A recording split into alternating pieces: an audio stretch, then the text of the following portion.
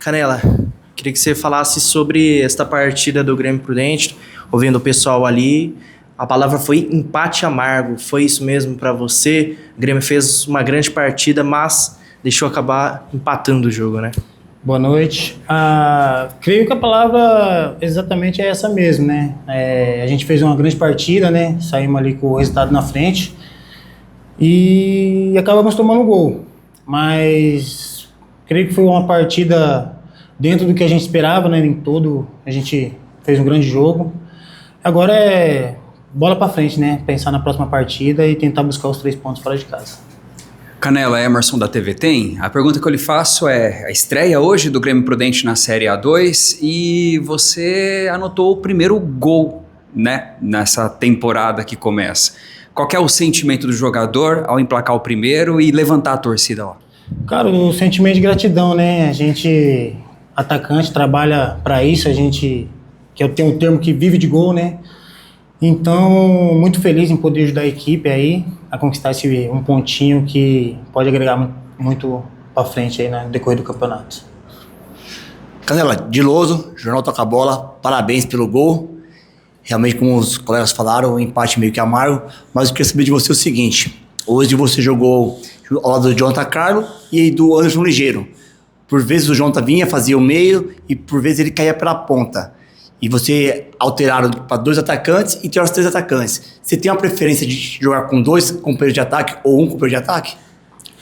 Nesse formato que o Rogério impôs para nós, acho que não tem dificuldade, porque a gente tem liberdade ali de estar trocando na frente, né? E também sou um centroavante que não sou um cara muito paradão de área, gosto também de movimentar bastante, cair pelas beiradas. Então, para mim, acho que valeu um pouco por ter a característica de sair um pouco da área. Canela, o time inteiro reclamou depois do gol do Ituano, todo mundo foi para cima do juiz. Queria que você falasse do lance do gol do Ituano. Claro que o chute que o Xavier acertou ali é raridade, é negócio de parabenizar ele, mas aconteceu, o que vocês viram do lance que todo mundo foi reclamar com o juiz? E o quanto esse lance mudou a história da partida, porque depois desse lance, o Ituano cresceu e o Grêmio sentiu, me deu a impressão de não conseguir mais ter a mesma criatividade, ter a mesma segurança que estava até sofrer o gol. Cara, ali acho que é um lance muito difícil de a gente estar comentando, né? Um lance de interpretação mesmo, né? Creio que, na minha opinião, o juiz usou bastante os critérios para os dois lados. Acho que ali é um lance muito difícil de decidir na hora, um jogo que não tem VAR, né? Então é um lance mais de critério mesmo. E a questão após o gol, você acha que o time sentiu, atrapalhou o jogo para vocês? Cara, acho que a gente abriu o placar ali, teve um pouco assim aos 5 minutos após o gol, teve um pouquinho ali assim de relaxo em cima do resultado, mas logo a gente se cobramos dentro do jogo e até que entramos para o segundo tempo já um pouco mais ligado e conseguimos fazer nossas jogadas, né? Então falta um pouco mais de capricho ali na frente para conseguir ampliar o jogo. Imagino depois do gol do Ituano. Depois do gol do Ituano, porque parece que o Ituano cresceu e o Grêmio sentiu um pouco ali o ter sofrido o empate, na circunstância que foi todo mundo reclamando. Com certeza, né? Com certeza a gente sentiu um pouquinho, sim, com certeza. É um lance ali que a gente não esperava, né? Mas futebol é isso, cara. É levantar a cabeça e continuar remando para frente. Rogério, um grande jogo, né? 2 equipes que com certeza são candidatas a brigar por vaga na segunda fase, depois por acesso. Como é que você viu o jogo? E queria relembrar uma fala tua de quinta-feira, que você falou: espero que a arbitragem não atrapalhe. A arbitragem atrapalhou? Boa noite. Acho que primeiro parabenizar o torcedor que veio, né, que viu um Grêmio Prudente que foi melhor no jogo do primeiro ao último minuto. Acho que depois do que aconteceu do gol, do erro da arbitragem, o time desconectou um pouco e aí a gente teve algumas trocas e acabou errando algumas coisas. Mas eu gostei muito do time, mas muito. Acho que tudo que a gente treinou, tudo que a gente esperava do adversário aconteceu. Tanto que, a gente for ver, tivemos maior posse, mais finalizações. O adversário deu 2 chutes no gol só, inclusive um que foi o gol. Nós com 14 finalizações, né, tivemos várias oportunidades ali. O goleiro do adversário, como sempre, parece que é sei se é um karma meu aí, que toda estreia, né?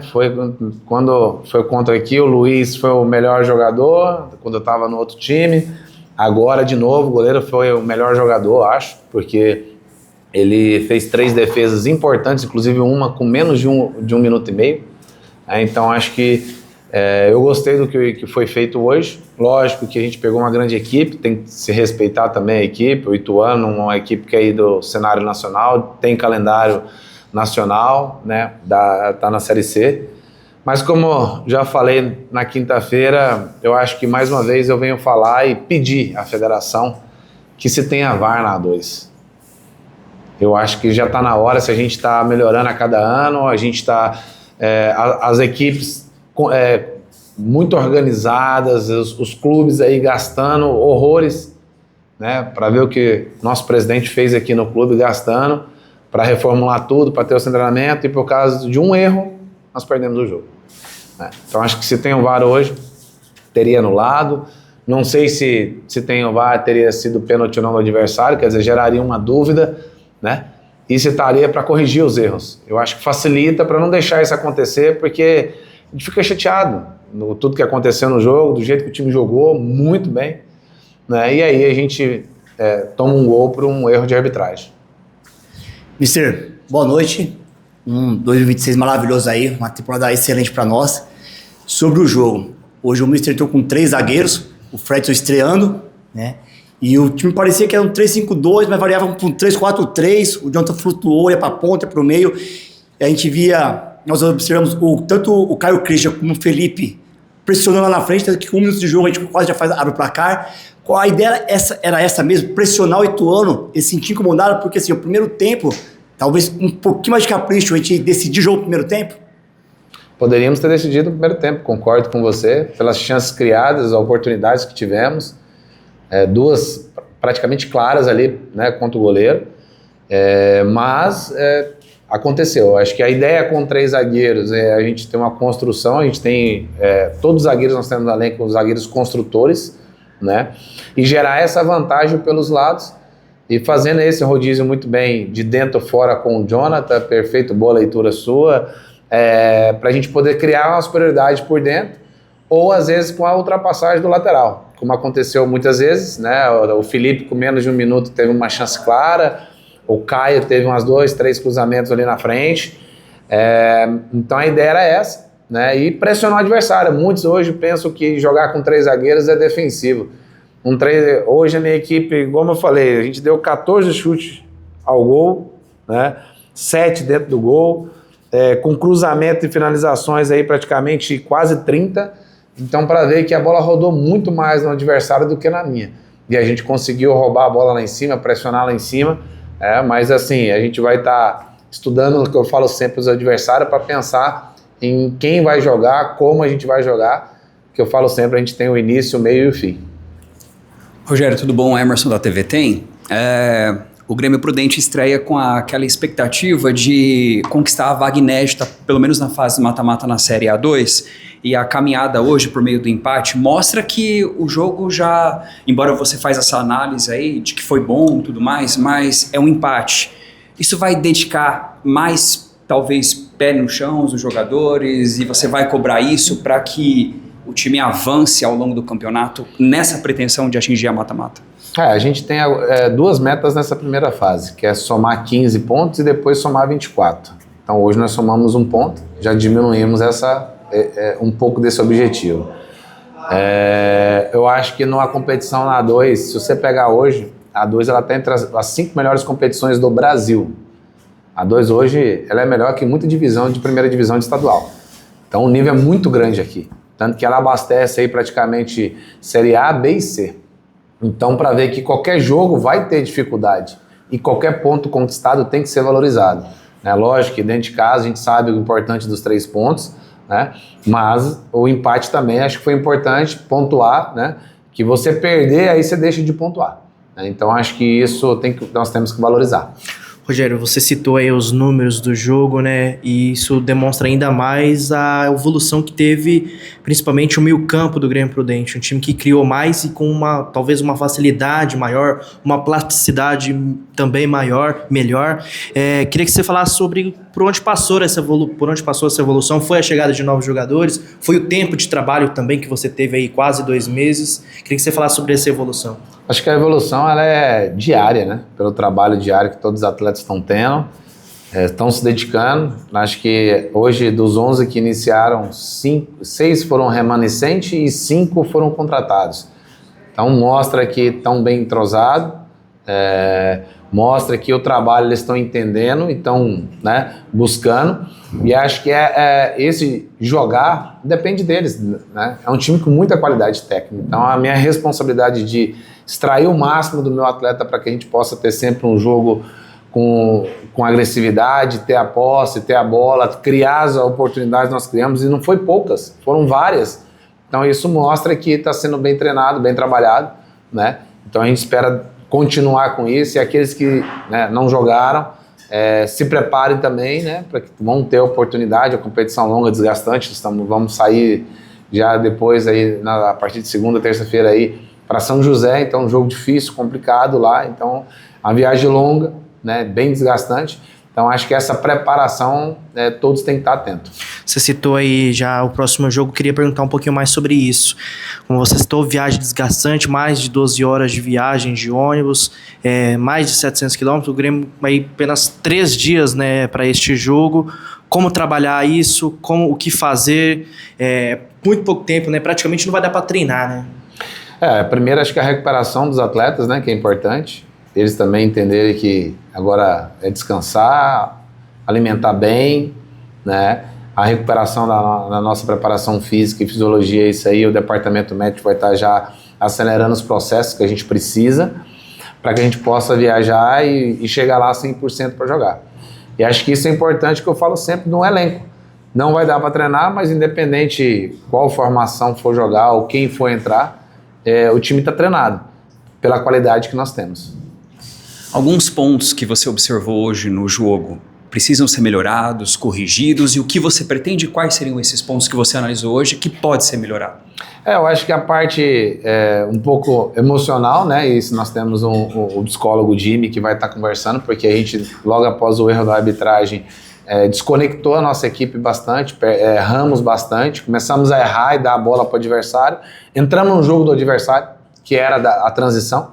Então acho que isso a gente tem que bater um papo, conversar. A gente vai fazer uma análise do jogo para passar para os atletas aonde foi os pontos positivos, os pontos negativos nossos, para que a gente possa ser assertivo nesse momento, né? E facilitar o próximo jogo, porque aí a hora que a gente identifica o que aconteceu, o que a gente pode melhorar, aí vai facilitar o nosso próximo jogo. O juiz hoje ele picou um pouco o jogo, alguns critérios complicados, né? Mas o senhor já falou sobre isso. Porém, no nosso gol, no gol do Grêmio, ele parou um lance que não era para parar, mas ele parou. Aí rapidamente o Anderson, ligeiro, se não me engano, já cobrou rápido no Caio Christian. Nesse lance eu percebi uma aproximação muito grande. Durante todo o jogo, essa aproximação. O Rafinha aproximava do Christian, que aproximava do Anderson, e geralmente o Derek, e criava uma superioridade daqueles lados. Isso aconteceu dos dois lados. Isso foi treinado, foi preparado. Como que o senhor enxerga essa parte? Sim, acho que toda essa ideia de superioridade de setor a gente procura trabalhar, né? Porque a gente assiste o adversário, a gente já sabia que eles viriam no primeiro momento num 4-4-2, um 4-2, um losango, que é o normal do Ituano jogar, e eles mudaram de última hora, né, com 2 atacantes. Sabíamos que o Berola e o Mezenga não iria voltar, então a ideia com os 3 zagueiros foi justamente para a gente segurar essa transição do adversário, ganhar esses duelos, porque muitas das bolas iriam vir longa para disputa. Então isso aconteceu bastante, os pequenos ganhos de duelos no jogo, e pelos lados a gente criar. Então o Rafinha, o Jonathan, o Ligeiro, principalmente do nosso lado esquerdo, aproximar mais. Né? Criamos, né? Mas fomos pouco efetivos também, né? Como eu falo, né? O goleiro do adversário aí fez algumas defesas que, né, ajudou a equipe adversária, mas preparar agora para o próximo jogo. Rogério, o Xavier, inclusive, agora comentava que o time conseguiu, o Ituano conseguiu se sentir melhor na partida a partir do segundo tempo, quando há uma mudança tática, ele afirma que houve vamos dizer, um espelhamento, né? Ele muda e espelha o Grêmio Prudente, e aí o time se sente mais confortável para jogar. Queria que você falasse um pouquinho sobre isso e sobre o entre linhas. Você teve vários meias e tem meias apontados como de muita qualidade, mas aquele passe entre linhas, à exceção do Cauã agora no fim do jogo, o Rafinha teve dificuldade, o Wallace teve dificuldade, todo mundo teve dificuldade ali de ter aquele passe entre linhas, né?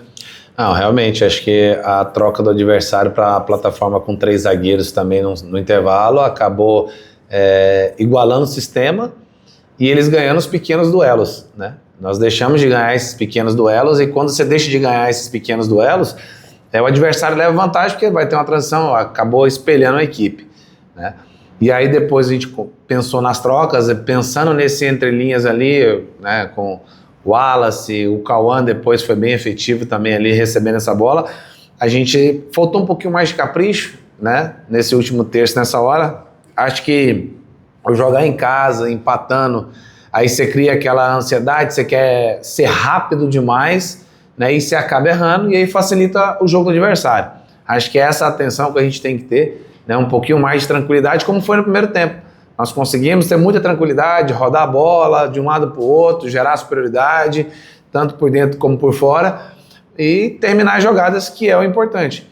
Já no segundo tempo, com esse espelhamento, acabou tendo essa dificuldade, né, desses pequenos duelos perdidos ali, né, que a gente não pode deixar isso acontecer.